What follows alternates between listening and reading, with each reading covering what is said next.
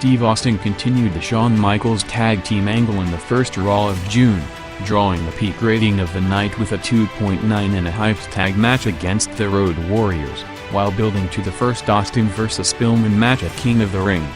Plans changed with Bret not healing in time to face Shawn, with the company moving the Austin-Pillman match to Raw and having Austin vs. Michaels on the pay-per-view. After a bait-and-switch the week before due to an Austin injury, the company finally delivered Austin vs. Pillman on June 23, starting at the top of the hour, gaining over 500,000 viewers, with the second half of the match along with a promoted Shamrock Austin confrontation peaking the night for Raw with a 2.9 rating.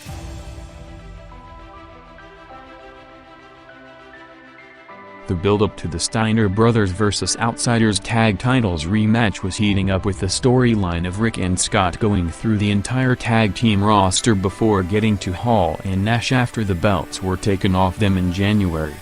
The Steiners continue to be consistent numbers movers, picking up over 2 million viewers for 3 tag matches, with the first against Chano and Muta and the other 2 against Harlem Heat, setting up a confrontation with Hall and Nash on June 30 in Vegas to sign the match contract.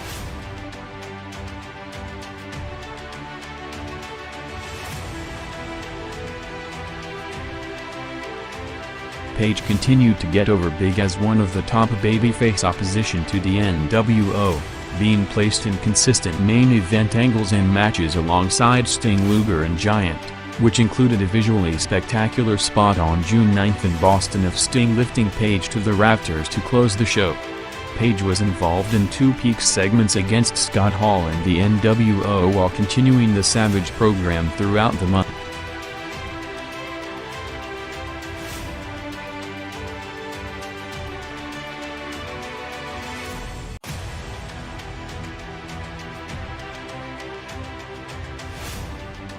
WCW was breaking all records in June '97, running several Nitro shows in big market arenas, including record-setting back-to-back weeks in Boston and Chicago between June 9 to 16. Hulk Hogan, who was on and off TV in the last 2 months due to outside projects, was not only back but working rare TV matches in front of the record crowds, facing Lex Luger on June 9 in Boston, bumping Nitro over 700,000 viewers to a 3.9 rating already in the first hour, while a week later in one of the hottest shows in company history, the NWO along with Dennis Rodman entered the United Center 3 days after the Bulls won the NBA title in the building, coming out in one of the memorable entrances in history while teasing giving away the Bash at the Beach tag match against Luger and Giant on TV, ending with the full NWO crew coming out to lay them out with Rodman to major heat in a wild brawl that was shown all over mainstream media in the days following.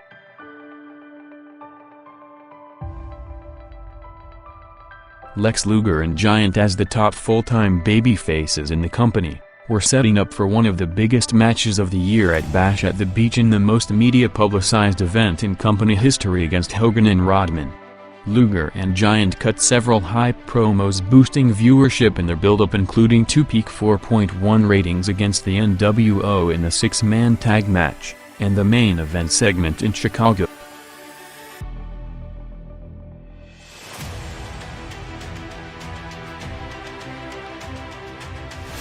With the heat between the factions looking to be cooling off after the Wolfpack did the job to Piper and Flair at the Slamboree pay-per-view, the main event on June 9 in front of a record crowd in Boston, which saw WCW putting on a pay-per-view preview match between the Outsiders to Flair and Piper, saw things escalating to new heights.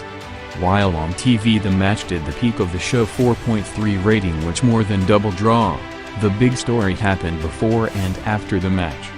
Going over the layout of the match before coming out, all 4 were reportedly set out to start slow and gradually build up the pace and heat, as the match was supposed to be a teaser for the pay-per-view payoff in 6 days. Piper, immediately after the bell rang, run out to start in a fast brawl which led to a Nash-Piper altercation backstage minutes after the show. The Piper-Flair turn continued to be built throughout the month, consistently at the top-rated segments on the night, officially happening on June 23 with Flair and the Horsemen attacking Piper in the build to their Bash at the Beach match.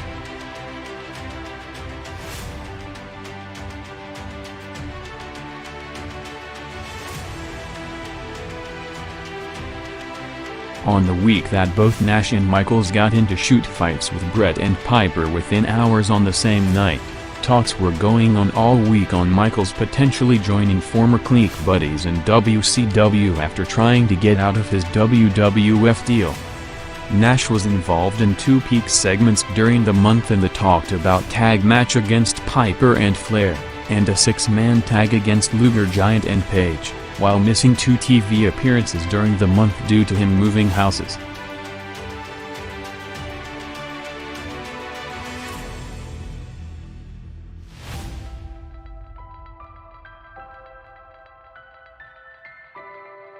While Ric Flair was on the way to the building on June 2nd, WCW announced a big first-time ever match for the main event with Ric Flair vs. Scott Hall, hyped throughout the show as one of the biggest matches in Nitro history, with both Hall and Flair cutting promos to hype it in a match that would be Flair's first TV match back on WCW's regular time slot since his rotator cuff injury in September '96. The Flair vs. Hall match, which went over 2 quarters, picked up huge with over 1.6 million viewers to an all-time record 4.7 rating. Flair's rest of the month saw him doing big numbers along with Piper and the Horsemen, a peak 4.3 rating for the tag match on June 9th. A build-up to the turn segment with Flair explaining walking out on Piper gained over 600,000 viewers to a near-peak 3.9 rating, while the heel turn on June 23rd picked up a big 2 of 4.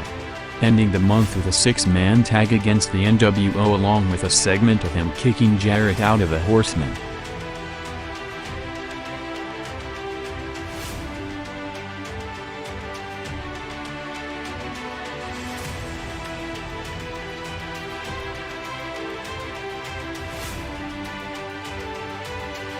With Raw last week winning a rare quarter hour by loading up the final segment of the show, WCW responded on June 2nd with a similar formula of a hyped match and follow-up segment, as right after Flair vs. Hall, Randy Savage came out unannounced calling out Page while confronting Gene and J.J. Dillon on the way to the ring, ending up with Savage attacking Dillon to bring out Bischoff to stop him, as the loaded quarter ended up not only more than doubling Raw, but jumped up to be the most watched segment in Monday Night War's history with a 4.7 rating.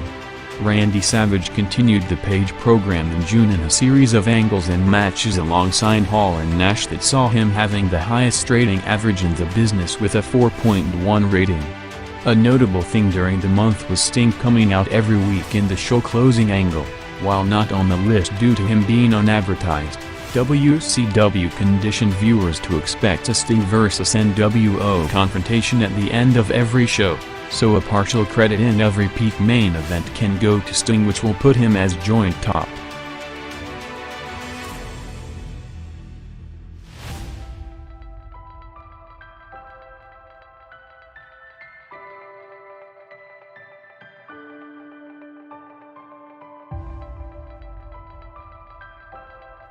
After taking care of personal issues in March and April, while Nitro was off its time slot for almost the entire month of May, Scott Hall returned full-time big in June '97, headlining every show with huge viewership gains and record numbers on the way, including 4 Peak ratings. Hall started the month with a promoted one of the biggest matches in Nitro history in the first-time ever clash with Ric Flair, drawing the all-time opposed record 4.7 rating. A week later, Hall's tag match with Nash against Flair and Piper saw another show high, while on June 23 Hall headlined Nitro against Dallas Page, which also drew the peak number with a 4.2 rating, closing the month in the main event of one of the most hyped Nitros of the year, coming from the MGM Grand in Las Vegas in a 6-man NWO vs. WCW tag match which saw the debuts of both Curt Hennig and Draven, as Hall's segments and matches saw him with a massive viewership gain of over 5 million viewers.